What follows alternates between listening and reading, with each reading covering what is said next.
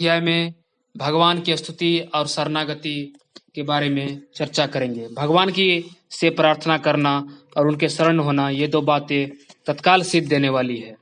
कोई आफत आ जाए, दुख आ जाए, संताप हो जाए, उलझन हो जाए, तो आर्त भाव से हे नाथ, हे प्रभु कहकर भगवान को पुकारे, उनसे प्रार्थना करे तो तत्काल लाभ होता है। जैसे गजेंद्र, द्रौपदी, उत्तरा आदि ने विपत्ति के समय भगवान को याद किया, उनको पुकारा तो उनकी तत्काल रक्षा हो गई। कारण यह है कि जब अपना बल कोई काम नहीं देता, अपनी बुद्धि कुंठित हो जाती है, उस समय भगवान की शरण लेने से भगवान की कृपा काम करती है। जब गजेंद्र ग्राह से अपने को न छुड़ा सकने के कारण अपने बल से और अपने साथियों से निराश हो गया, तब वह भगवान की शरण में गया और भगवान ने उसको ग्राह से मुक्ति दिलाई। चीरहरण के समय जब द्रौपदी सब तरफ से निराश हो गई, किसी ने भी उनकी प्रार्थना नहीं सुनी, तब उसने भगवान को पुकारी और भगवान ने उसकी रक्षा की। जब अश्वत्थामा के द्वारा छोड़ा गया अस्त्र उत्तरा के गर्भ को नष्ट करने के लिए आने लगा, तब उत्तरा ने सर्वथा भगवान के शरण होकर उनको पुकारा और भगवान ने उसके गर्भ की रक्षा की। जब अर्जुन कर्तव्य अकर्तव्य का निर्णय न कर सकने के कारण अपनी बुद्धि से निराश हो गए, तब वे भगवान की शरण में गए और भगवान ने संसार का उद्धार करने वाले गीता उपदेश के द्वारा उनके मोह का नाश कर दिया। भगवान की कृपा से जो काम होता है वो अपने बल बुद्धि से कभी नहीं होता, परंतु जब तक अपना बल पूरा न लगा दे तब तक भीतर से असली प्रार्थना नहीं होती। कारण कि अपना बल पूरा लगाने से जब अपने में निर्बलता का अनुभव होने लगता है, तब अपने बल का भरोसा छूट जाता है और अपने बल का भरोसा छूटने से ही असली प्रार्थना होती है। बुद्धि व्री कुंठिता नाथ समाप्ता मम युक्तियः। अपनी बुद्धि कुंठित हो जाए, अपनी युक्तियां, अपना उद्योग सब फेल हो जाए, ऐसे समय में असली प्रार्थना होती है। नहीं तो अपने बल आदि के अभिमान का अंश रहने से नकली प्रार्थना होती है। नकली प्रार्थना से काम नहीं होता। जो लोग कहते हैं कि हमने प्रार्थना की पर कुछ हुआ नहीं, तो वास्तव में उनसे असली प्रार्थना हुई ही नहीं। प्रार्थना की नहीं जाती, प्रत्युत भीतर से निकलती है, अर्थात स्वतः होती है। अगर भीतर से असली प्रार्थना हो तो तत्काल काम होता है।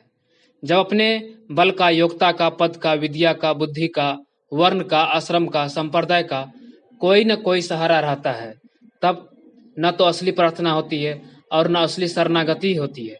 कारण कि अपने बल, योग्यता का आदि का सहारा रहने से आदमी को अहंकार हो जाता है। जब तक अहंकार है तब तक असली प्रार्थना और असली शरणागति नहीं होती। असली प्रार्थना और असली शरणागति के बिना काम नहीं होता। अपने में सर्वथा निर्बलता का अनुभव हो जाए, तब असली प्रार्थना और असली शरणागति होती है। सुने रे मैंने निर्बल निर्बल के बलराम।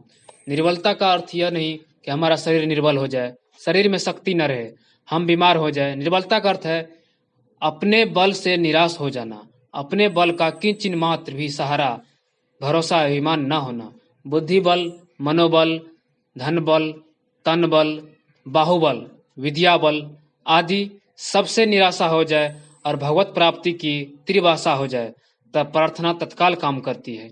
अपने बल की आशा रहे और भगवत प्राप्ति से निराश हो जाए, तब प्रार्थना काम नहीं करती। ऐसा कोई भी असंभव काम नहीं है जो भगवान की प्रार्थना से संभव न हो। कारण कि भगवान का बल अपार है, असीम है, अनंत है। भगवान के बल का वर्णन शब्दों से कोई नहीं कर सकता। हम उनको जितना अपार, असीम और अनंत समझते हैं, उससे भी वे बहुत विलक्षण है, अपार है।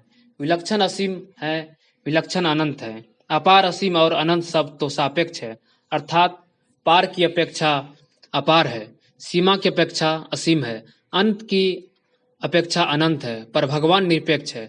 उनकी प्रार्थना और शरणागति निर्बल होने से होती है। जब लगी गज बल अपनो बरतियो, नेक सरियो नहीं काम, निर्बल हवे बलराम पुकारियो, आए आधे नाम। एक भगवान के सिवा किसी का आश्रय न रहे, एक भरोसे, एक बल, एक आस विश्वास, एक राम घन श्याम हित, चातक तुलसीदास।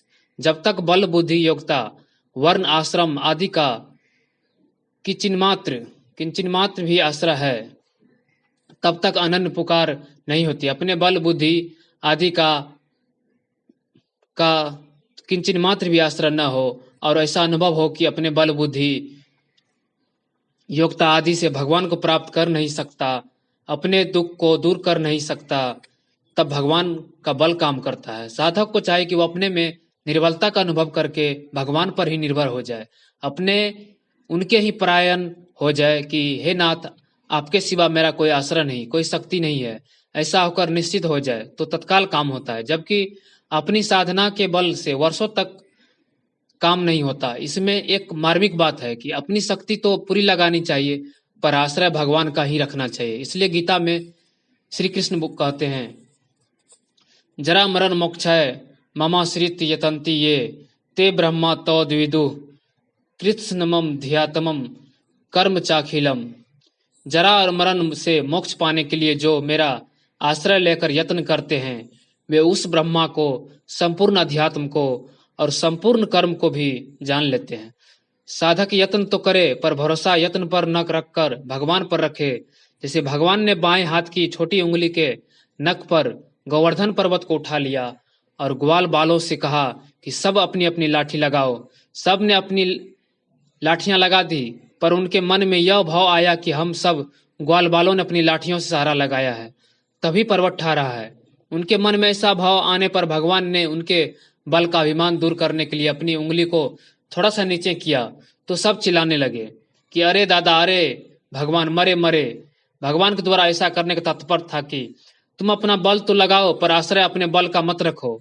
तत्परता तो पूरी हो, पर अपने बल का अभिमान न हो। इसलिए भगवान ने अर्जुन से कहा, निमित्त मात्रम भव सब साचिन। हे सब साची, तुम निमित्त मात्र बन जाओ।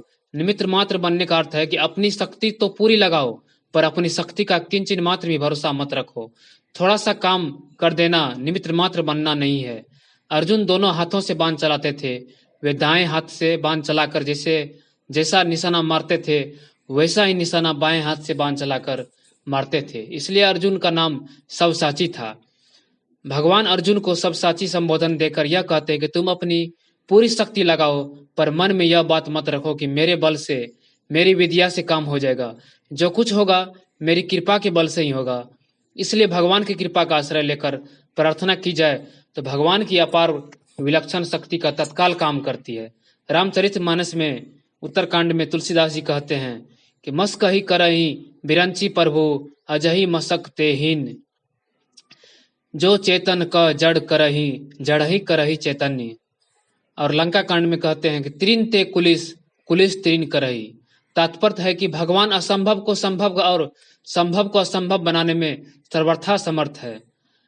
कर्तुम कर्तुम नहीं अर्थात कर्तुम समर्थ, अर्थात उनमें किसी की तरह असमर्थ नहीं है। वे सब तरह से पूर्ण है।